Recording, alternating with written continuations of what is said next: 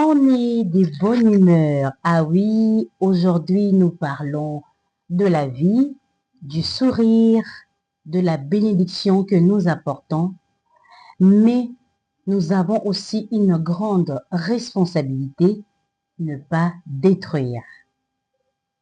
Qui sommes-nous, les femmes?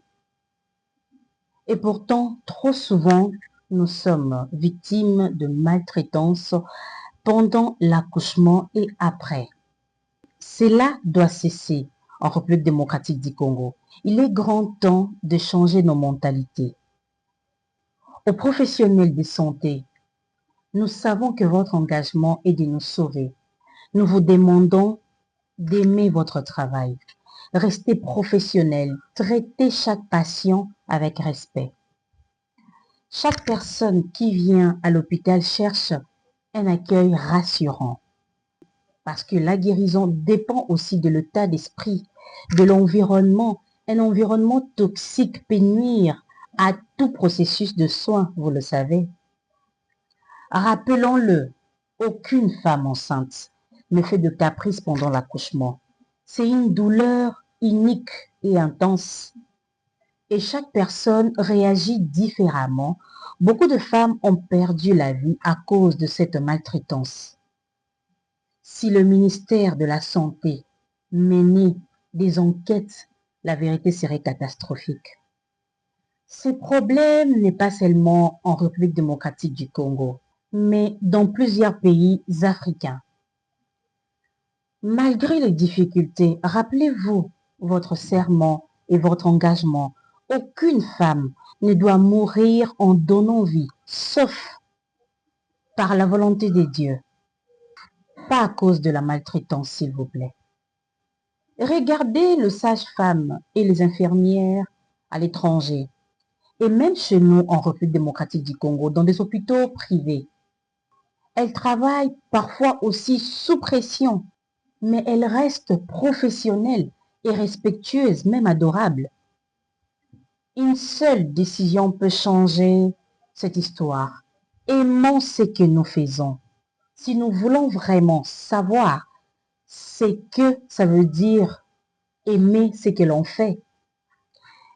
L'exemple d'une dame roulage en République démocratique du Congo, à Kinshasa précisément, elle est souvent près de Kabinda Zileri. Depuis que j'ai commencé jusqu'à aujourd'hui, elle dégage un enthousiasme incroyable parce qu'elle aime vraiment son travail. On voit qu'elle est investie pleinement et ça fait toute la différence. Il y a de bons gynécologues, des bons médecins, des infirmières, infirmiers excellents qui donnent tout pour leurs patients. Il y en a dans notre pays. Mais si ce n'est pas le cas, démissionnez s'il vous plaît. Bienvenue dans YAC sur vos écrans, dans votre émission Le Profil. N'oubliez pas de vous abonner encore et encore. Aujourd'hui, nous parlons du 28 mars, journée mondiale de lutte contre l'endométriose. Alors, qu'est-ce que l'endométriose? C'est une maladie chronique qui touche les femmes. Elle se caractérise par la croissance d'un tissu similaire qui pousse en dehors de l'utérus, ovaire, trompe, vessie, intestin. Le 28 mars a été choisi par des associations et organisations de lutte contre l'endométriose, car le mois de mars est souvent dédié à la sensibilisation à la santé des femmes.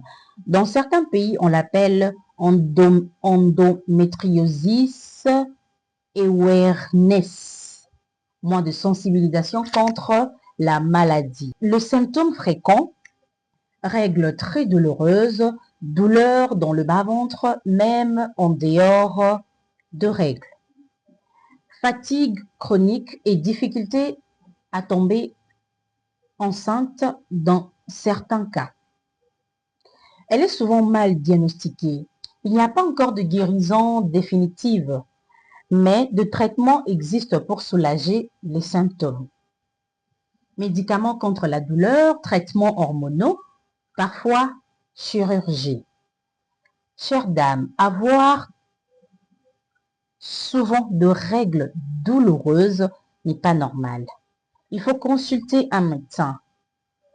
C'est une journée pour informer, soutenir les femmes touchées et encourager le dépistage. C'était Cathy Tsikoko Bolinga, Madame Bompaka alias Maman Boli. Je vous retrouve à très vite. Prenez soin de vous car la vie est belle. Au revoir.